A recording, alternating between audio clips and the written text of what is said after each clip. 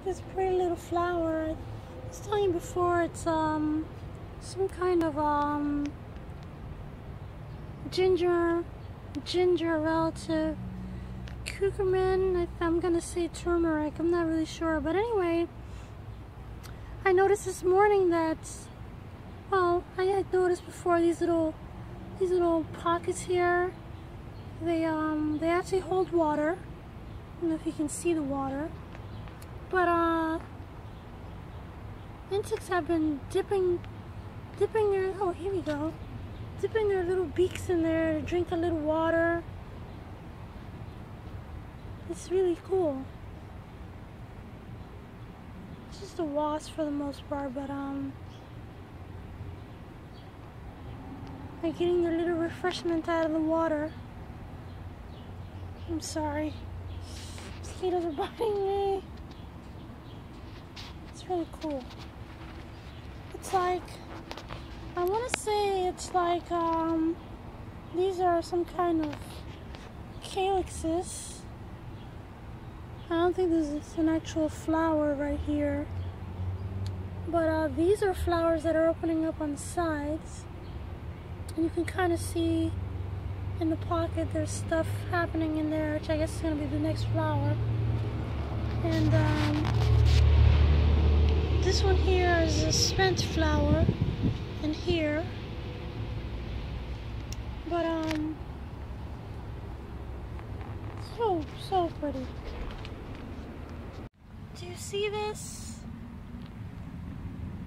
This is actually the second tomato hornworm that has been.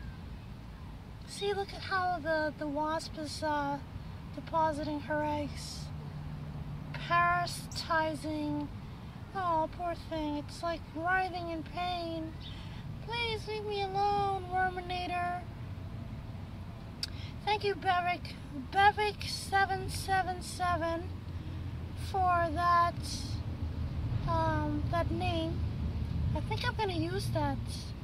Worminators. That sounds good to me. So yeah, there you have it in action.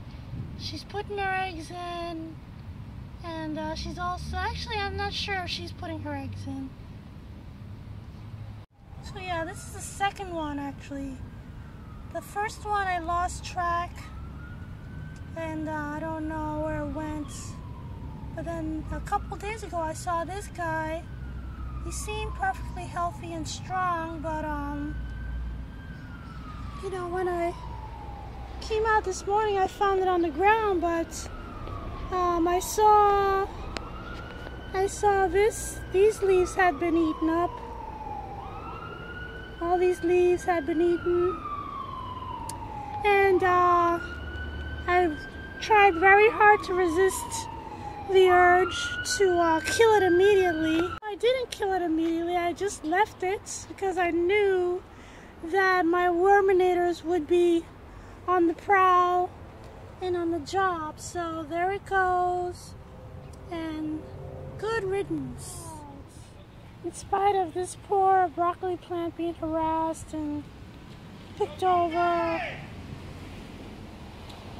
it's still getting a little broccoli there in the little tiny florets. Like I said before, people are being kind of silly and picking all kinds of stuff. So I put this here, put this little sign that says, "Don't pick the leaves." So I don't know, maybe they have complied. I don't know. We'll see. In the meantime, they did kind of pick over the whole collard green plot, box, whatever. I couldn't even come over here for a couple of days because I was a little discouraged. Because, you know, it's starting to get silly. People are picking fruits, you know, they take a bite and they toss it down. Here's a good example. Here's one. It's just a peach. You know, it's like, oh, is it ready yet? Pick. No, I guess not. And it's like there's only like 5 fruits on the tree. You can't do that every time. Just to check if the fruits are ready. I don't know, whatever. You know, when I came into this, I knew what was going to happen. I knew people were going to be silly, and I knew that I was going to experience a little bit of heartache, and I thought that knowing that in my head that, you know, it was going to kind of lessen the blow of the heartache, but it hasn't. Like I said, I mean, I think Sunday is the last time I came this way, and today's Thursday. So it's like, yeah, you know, like people are picking, they pick like a few collard greens, you know, a few leaves. You know, I think it was Monday morning I came over here for like half a second. Somebody picked 5 leaves of collard greens, and then they put it down. They just put it down. Walked away. And it's like, what's the point of that? So, anyway, I hate to gripe. I hate to talk about negative stuff, but these are the ways of community gardening. I mean, that's not even the worst. So it's really not that terrible. I'm not that upset. I'm lying. Anyway, but things do look okay. They look fine. These turnip greens are growing, but I suspect that they're like terribly bitter, and I might just pull them all up and feed them to the chickens. Everything is bone dry because it hasn't rained in a little while, and we're kind of having a heat wave. So anyway, my husband's warned me. He called from work and warned me not to be out here for too long in the heat. Anyway, I wanted to show you this kind of thing going on with, well, first of all, these are zucchini plants. And this is the backside basically, but let's see if it'll focus for me. Alright, do you see that? Do you see all that? All of this in here is, oh no, where's the lights? Alright, let's try this angle. Alright, can we see this now? Can we see it? Alright, there you go. That right there is a squash vine borer. And they get in there, they bore into the stem, and eventually the leaves will just start to wilt, no matter how many times you water in one day, because you go in, you look at it, and then, you know, you say, oh, I forgot to water, or I guess I didn't give them enough water. And then you go in, you water, you give them like a ton of water. You water every day, faithfully, give them plenty of water, and it will not recover. It just does not get any better. And that's because of the squash vine borer has gotten in there, and it's basically disrupting the vascular system of the plant. I'm like sweating.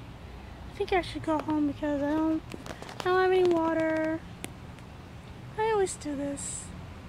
Anyway, unfortunately, I'm expecting this to happen. This happens inevitably every year with the zucchini, any kind of squash. You know, you basically have to try to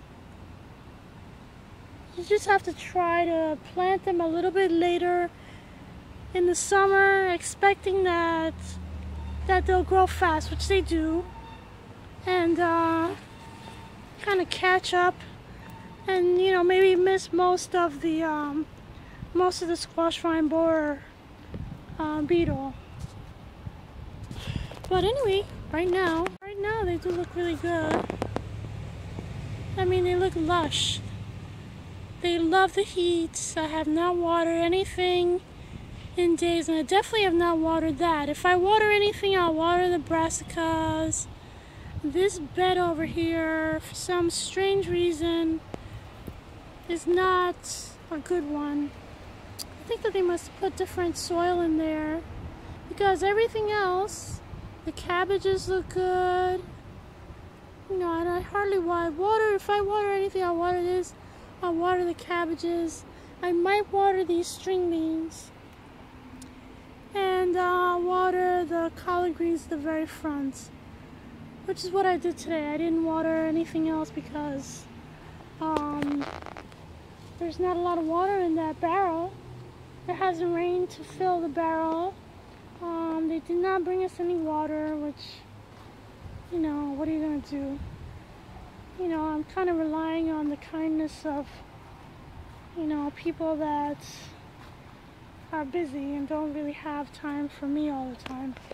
But the guy across the street, the kind super from the building right here, this building and across the street, I asked him if I could put a water diversion thing from the water spouts. So he did this, which is nice, but then I don't have anything for this one. I could possibly just unhinge this thing, because it's not really, you know, you put a screw in there, but it didn't really hold. So this could come away. I'm not gonna do it now because I don't feel like fussing with it now. But I could possibly unhinge that and divert the water in there when this is full, or vice versa. Probably be easier to let the water go in here and fill it first, and then. But what I would like to do, that my ideal would be to kind of make an attachment that goes from here to this thing, so that I don't have to be, you know, if it rains in the middle of the night, or if the rain is, you know, really severe, like, you know, we get these hurricanes that fly through every now and then. You know, I'm not gonna want to go out in that. So, anyway, I mean, I'm still figuring things out. Still becoming acquainted with the ways of having to tend this particular garden. Another thing I wanted to show you real quick is this, this pallet, this extra long pallet. The neighbors across the street, there was a fire, so now they're getting, well, the house with the fire is not being repaired just yet, but the house next door to the fire, they put some new siding on the house, and this is what the siding came in, this extra long pallet.